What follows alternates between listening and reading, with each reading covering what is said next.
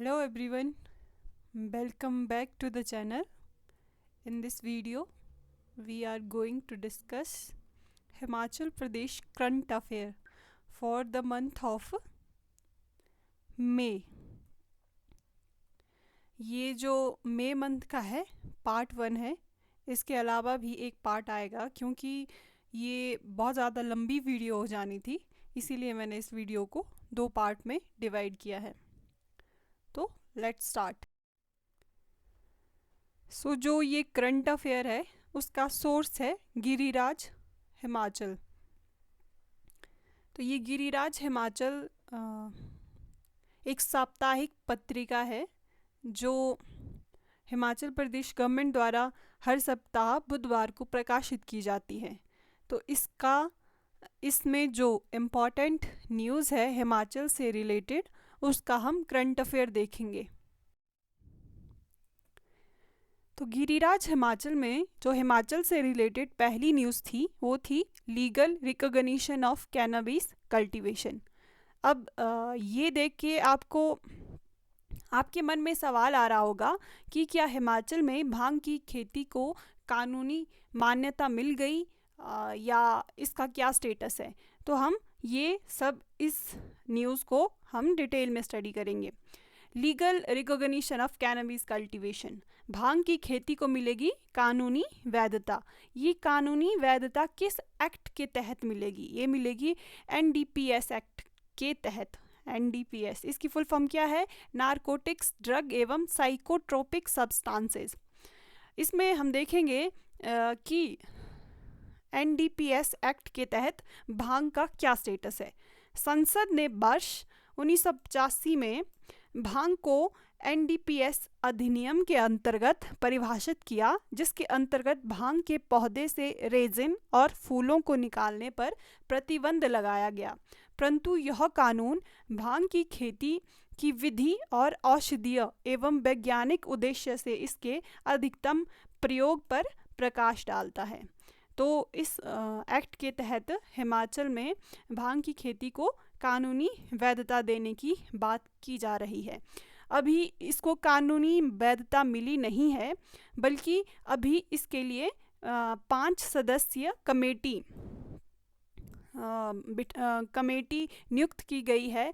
वो देखेगी कि हिमाचल में भांग की खेती की जा सकती है, किस रूप में की जा सकती है, कमर्शियल खेती की जा सकती है या सिर्फ मेडिसिनल पर्पस के लिए ये खेती की जा सकती है. तो भारत के कई ऐसे राज्य हैं जहाँ पर भांग की खेती को मान्यता दी गई है, जैसे राजस्थान, मध्य प्रदेश, उत्तर प्रदेश. इनके कुछ जिलों में भांग की नियंत्रित खेती की जाती है.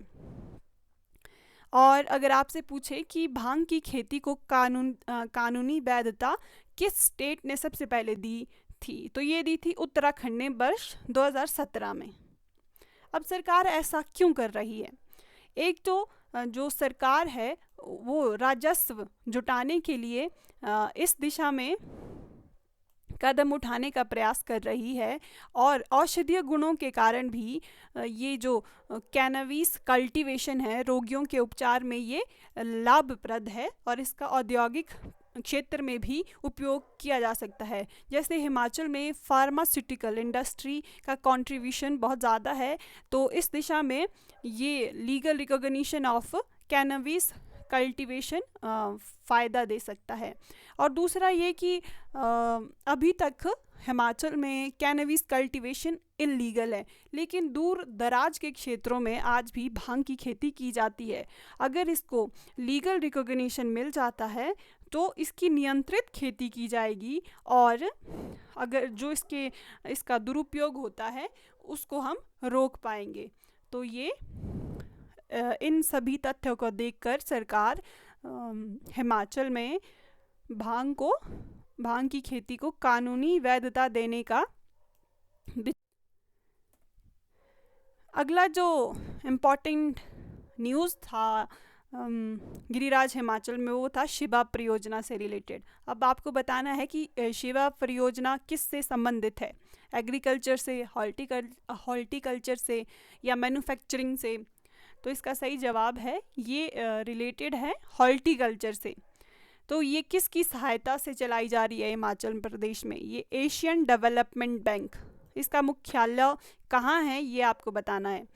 और इस पे कितना खर्च हो रहा है? 1292 करोड़ रुपए। इसके तहत अब आपके एग्ज़ाम में क्वेश्चन बन सकता है कि कितने ज़िलों में ये जो शिवा परियोजना है वो चलाई जा रही है। तो ये 7 ज़िलों में चलाई जा रही है और इसके अंतर्गत 6000 हेक्टेयर भूमि को बागवानी के लिए चयनित किया गया है और इस पे काम भी शुरू हो चुका है। जैसे यहाँ पे न्यूज़ हाईलाइट की गई है कि बंगाणा जो कि ऊना में है में 400 हेक्टेयर भूमि पर बागवानी इस परियोजना के तहत संभव हो पाई है। अब आपको बताना है हिमाचल का पहला आयुर्वेदिक फार्मेसी कॉलेज कहाँ है। आपके ऑप्शन है मंडी, जोगिंदरनगर, सुंदरनगर और धर्मशाला। तो इसका सही जवाब है हिमाचल का फर्स्ट आयुर्वेदिक फार्मेसी कॉलेज है जोगिंदरनगर में। इसकी स्थापना कब हुई? 2010 में राजीव गांधी राजकीय स्नातकोत्तर आयुर्वेद चिकित्सा महाविद्यालय पपरोला के तहत एड ऑन संस्था के तौर पर इस आयुर्वेद फार्मेसी कॉलेज को शुरू किया गया है। तो आपके लिए ये इम्पोर्टेंट क्वेश्चन बन सकता है क्योंकि ये हिमाचल का फर्स्ट आयुर्वेदिक फार्मेसी कॉलेज है। अब आपको बताना है मुख्यमंत्री सेवा संकल्प हेल्पलाइन का नंबर क्या है। मैं उम्मीद करती हूँ कि ये हेल्पलाइन नंबर सभी को पता होगा। तो इसका सही जवाब है 1100। तो इसमें क्या है, व्हाट्सएप चैट बोट की सुविधा भी ऐड होने जा रही है। कई बार ऐसा होता है कि जो शिकायतकर्ता होते हैं या किन्हीं व्यक्तियों की कुछ प्रॉब्लम होती है तो वो बात करने में असमर्थ होते हैं, तो अब वो व्हाट्सएप के माध्यम से भी अपनी शिकायत या अपनी कोई भी जानकारी प्राप्त कर सकते हैं। तो ये एक गवर्नेंस की दिशा में एक महत्वपूर्ण कदम है। बहुत से लोगों को इस सेवा संकल्प हेल्पलाइन से फ़ायदा मिला है। तो आपको जिसको पता था उसके लिए ये जो व्हाट्सएप चैट बोट की सुविधा है इसमें ऐड ऑन हो गई है। अब आपको बताना है कि अर्थ डे पृथ्वी दिवस कब मनाया जाता है और इस वर्ष का 2023 का थीम क्या था अर्थ डे का। तो अर्थ डे मनाया जाता है 22 अप्रैल को और इस वर्ष का जो थीम है वो है इन्वेस्ट इन आवर प्लैनेट। अब आपको बताना है कि जो ये अर्थ डे है ये हमने कब से, किस वर्ष से मनाना शुरू किया। आपको बताना है NFHS 5 क्या है। तो इसकी फुल फॉर्म है नेशनल फैमिली हेल्थ सर्वे। तो ये इसका जो अभी हाल ही में 2022 में पब्लिश हुआ था ये उसका 5वां संस्करण था, इसीलिए इसे जाना जाता है NFHS 5 के नाम से। इसको कौन पब्लिश करता है और जो NFHS 5 का डाटा रिलीज़ किया गया इसका सर्वे कौन से वर्ष किया गया। तो इसका सही जवाब है NFHS पब्लिश किया जाता है ministry of health and family welfare से और जो डाटा कलेक्ट किया गया था इसमें 19-20 का था वो। तो आपके गिरिराज हिमाचल में इसका एक क्लिप आया था कि NFH 5 का एक कुछ फाइंडिंग्स इसमें दी गई थी कि जो राष्ट्रीय परिवार स्वास्थ्य सर्वेक्षण 4 में देश में 20.6% महिलाएं मोटापे या अधिक वजन का शिकार थी और इस बार NFHS 5 में ये 24% हो गया। मतलब लोगों का स्वास्थ्य, लोगों में मोटापे की समस्या बढ़ती जा रही है। ऑल्दो ये वाला जो डाटा है आपके पेपर पॉइंट ऑफ व्यू से इम्पॉर्टेंट नहीं है, पर ये एक जनरल अवेयरनेस का डाटा है और NFH कौन पब्लिश करता है, ये आपके लिए इम्पॉर्टेंट है। इसका सबसे पहला संस्करण हुआ था 1991-92 में पब्लिश। उसके बाद ये एक टाइम पीरियड के बाद ये डाटा पब्लिश करते हैं और इसमें डेमोग्राफी से रिलेटेड डाटा पब्लिश किया जाता है। इस बार की NFHS5 की एक इम्पॉर्टेंट फाइंडिंग ये थी कि इसमें टोटल फर्टिलिटी रेट TFR 2.0 है, जो कि रिप्लेसमेंट लेवल होता है एक फर्टिलिटी लेवल जो कि होता है 2.1, उससे नीचे है। अगर हमारा फर्टिलिटी रेट 2.1 होता है, इसका मतलब है कि हमारी पॉपुलेशन एक टाइम के बाद अपने आप को पूरा रिप्लेस कर देगी। तो हमारा जो टोटल फर्टिलिटी रेट है वो रिप्लेसमेंट लेवल से नीचे आ गया है। और ये 2.0 किसका है? ऑल इंडिया का। और हिमाचल का फर्टिलिटी रेट है 1.7।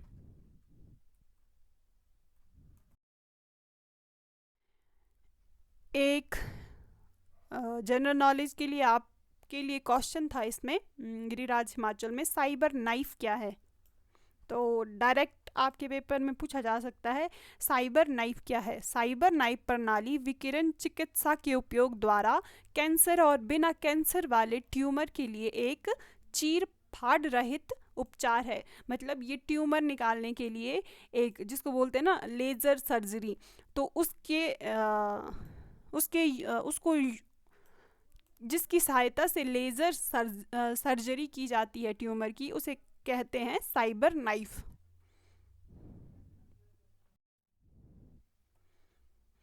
अब हम कुछ क्वेश्चन देखेंगे जो कि आपके गिरिराज हिमाचल में ही थे। तो आपका पहला क्वेश्चन है, किस महाजनपद की राजधानी को पुराणों में मालिनी की संज्ञा दी गई है? तो इसका सही जवाब है चंपा।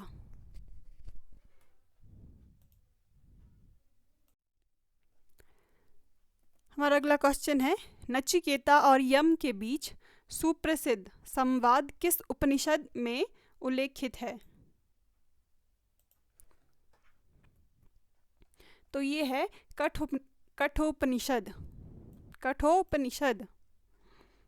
हमारा अगला क्वेश्चन है, प्रथम पृथ्वी सम्मेलन वर्ष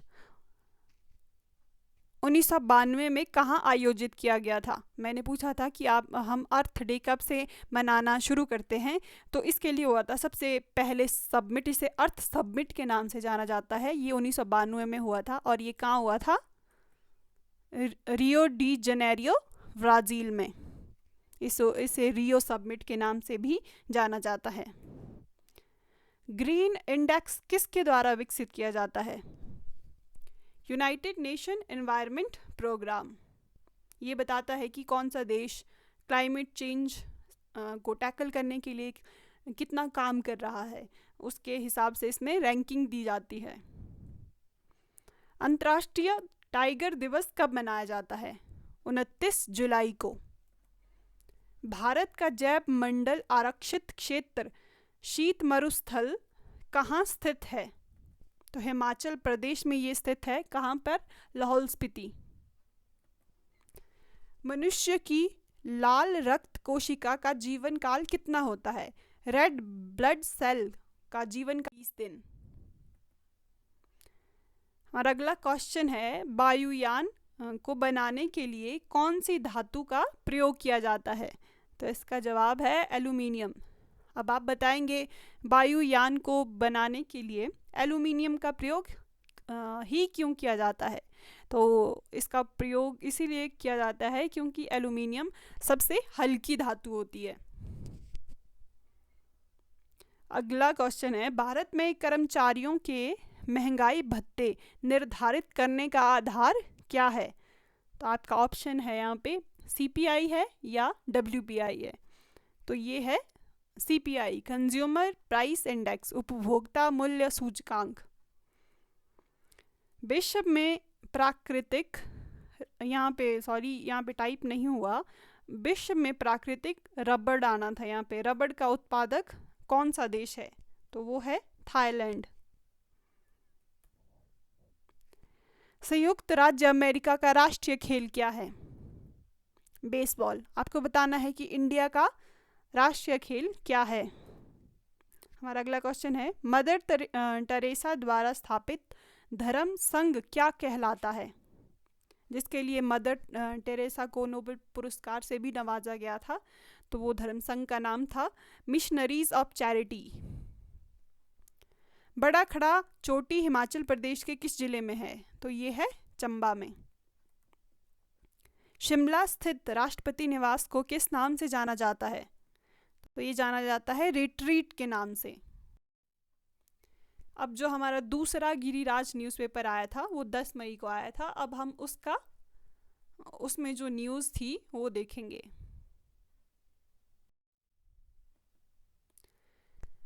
तो इसमें सबसे पहला जो न्यूज़ थी वो थी नाको से रिलेटेड। अब आपको बताना है नाको क्या है। एक मंदिर है, एक गांव है, एक झील है, एक झरना है। तो नाको किन्नौर में स्थित एक गांव है जो कि किन्नौर के मुख्यालय रिकांगपियो से 100 किलोमीटर की दूरी पर पू उपमंडल में आता है।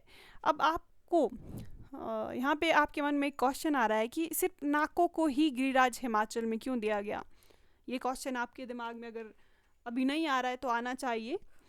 तो ये इसीलिए दिया गया क्योंकि इस बार फरवरी माह में नाको झील पर लॉन्ग ट्रैक आइस स्केटिंग राष्ट्रीय प्रतियोगिता आयोजित की गई, जिसमें देश के 15 राज्यों से प्रतिभागी शामिल हुए थे। इस प्रतियोगिता की खास बात यह थी कि पूरे विश्व में 12,000 फीट की ऊंचाई पर लॉन्ग ट्रैक आइस स्केटिंग की प्रतियोगिता इससे पहले कभी नहीं आयोजित करवाई गई थी। तो इसीलिए जो नाको का नाम है इंटरनेशनल बुक ऑफ रिकॉर्ड में दर्ज किया गया। तो इसीलिए ये जो नाको झील है ये न्यूज़ में आई थी।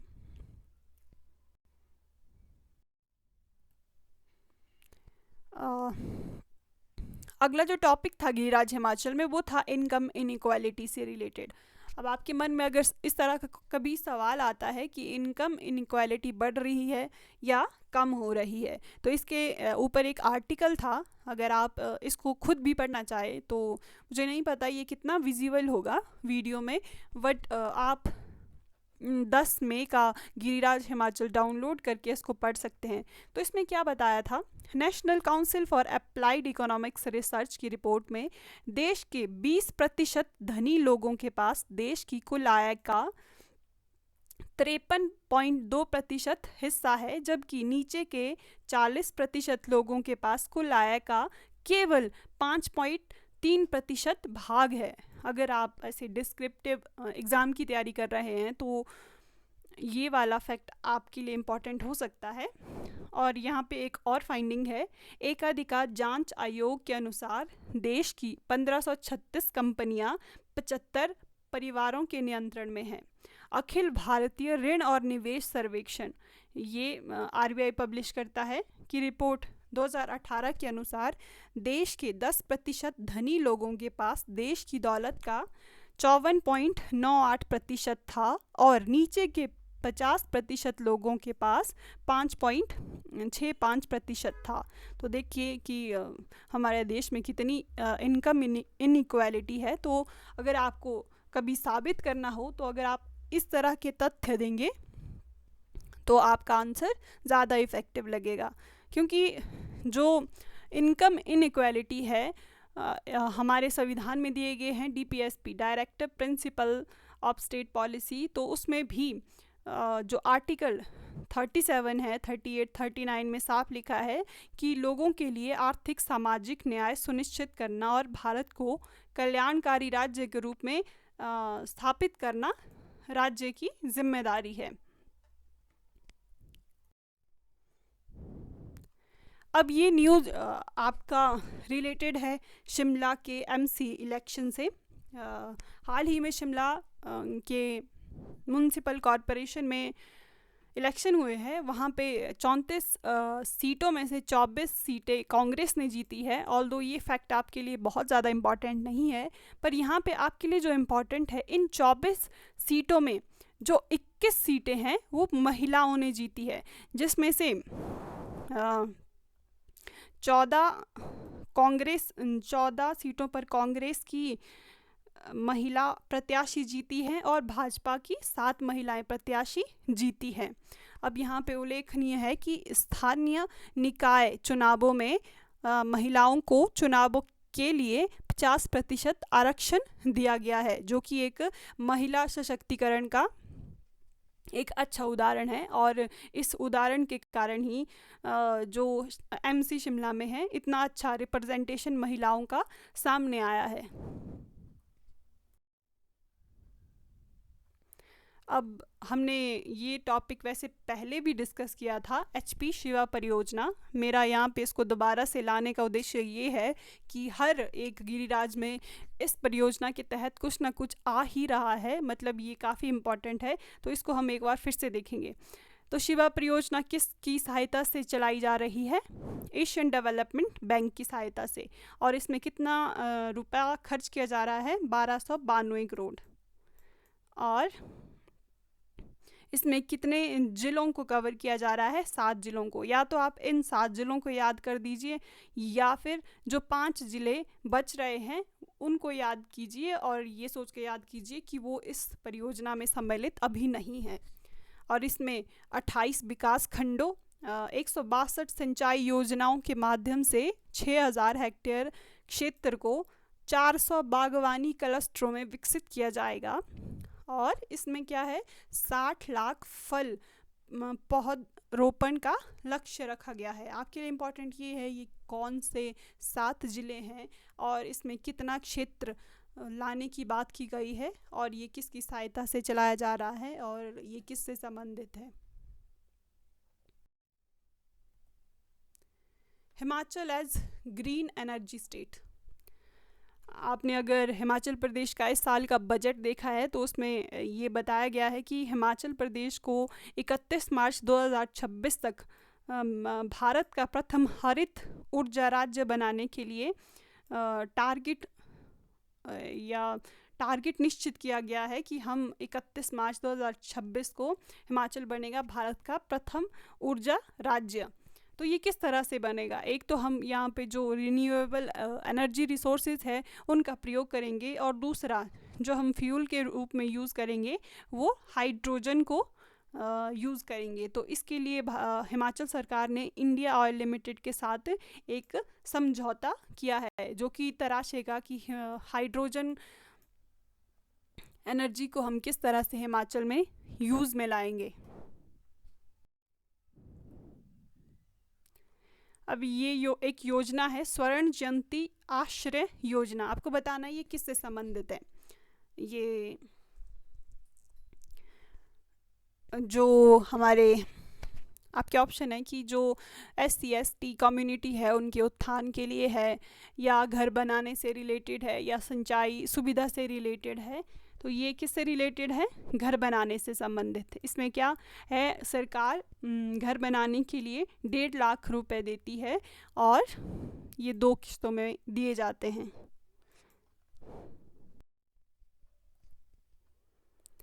हिमक्राफ्ट क्या है?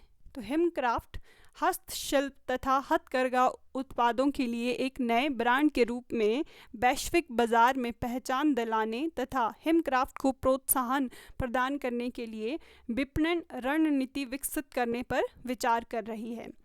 तो ये किससे रिलेटेड है? हिमक्राफ्ट हथकरघा तथा हस्तशिल्प उत्पादों से रिलेटेड। मतलब जो भी जैसे G20 समिट जो इस बार इंडिया में हो रहा है, तो उनके डेलीगेट्स को हिमाचल प्रदेश में जो भी हैंडमेड क्राफ्ट बनते हैं उनको इस हिमाचल क्राफ्ट के गिफ्ट दिए गए, और उन्होंने इन्हें बहुत सराहा गया।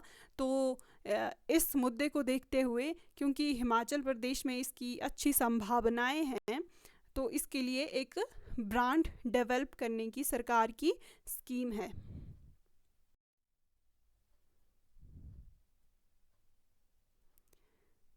हमारा PGI satellite centre Himachal Pradesh में कहाँ बन रहा है? तो ये बन रहा है ऊना में।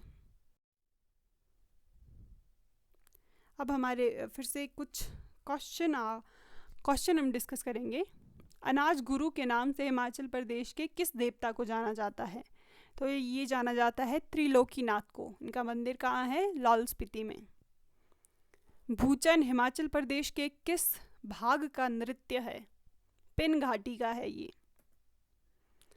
गर्जा अथवा अज्ञात हिमाचल प्रदेश के किस स्थान को कहा जाता है?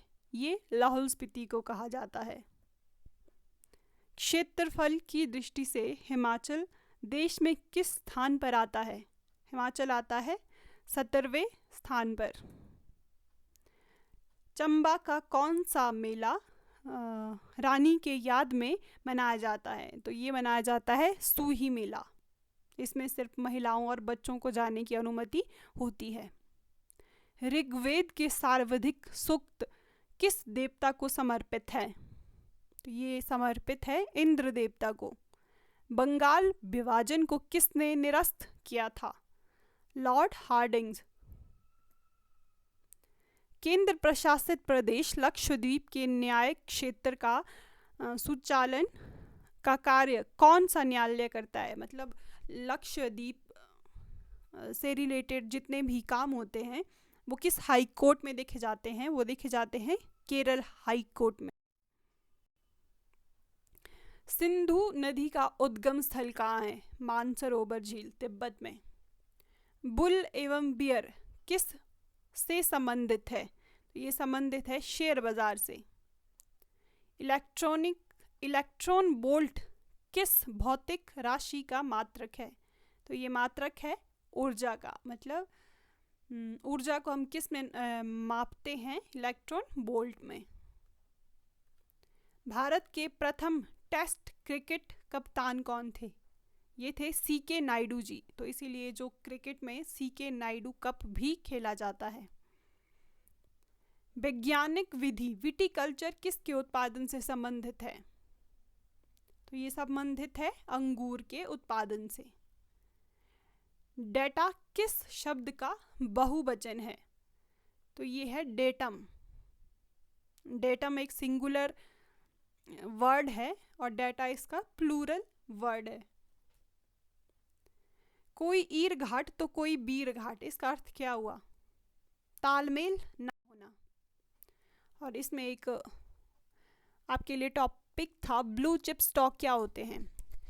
ब्लू चिप स्टॉक ऐसे स्टॉक होते हैं जिसमें इन्वेस्ट करने से आपको कभी नुकसान नहीं होता। मतलब ये कम जोखिम वाले स्टॉक होते हैं और इसमें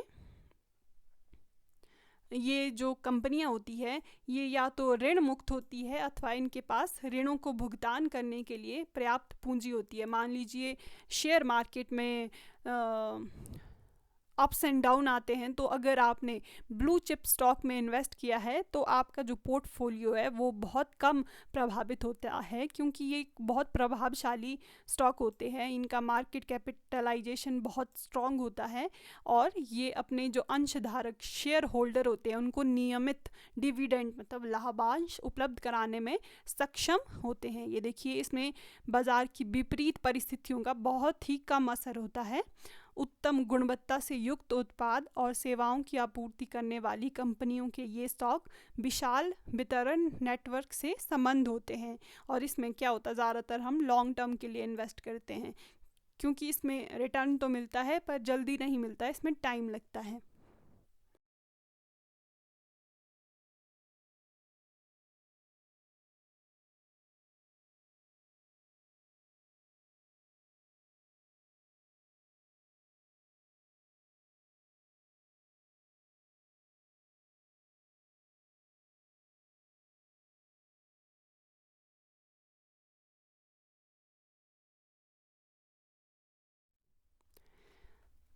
स्पीति की महिलाओं को मिलेंगे 1500 रुपये। ये 1500 रुपये किस योजना के तहत मिलेंगे आपके लिए ये इम्पॉर्टेंट है। तो ये है इंदिरा गांधी महिला सम्मान निधि योजना। इसके तहत हिमाचल में वैसे तो गारंटी दी गई थी कि हिमाचल की सभी महिलाओं को 1500 रुपये मिलेंगे, लेकिन ये शुरुआत अभी स्पीति से हो रही है। तो ये योजना का नाम आपको याद रखना है, इंदिरा गांधी महिला सम्मान निधि योजना। तो थैंक यू वेरी मच। आपका जो अगला पार्ट है वो आएगा जल्द ही, तो stay tune and like share and subscribe to the channel.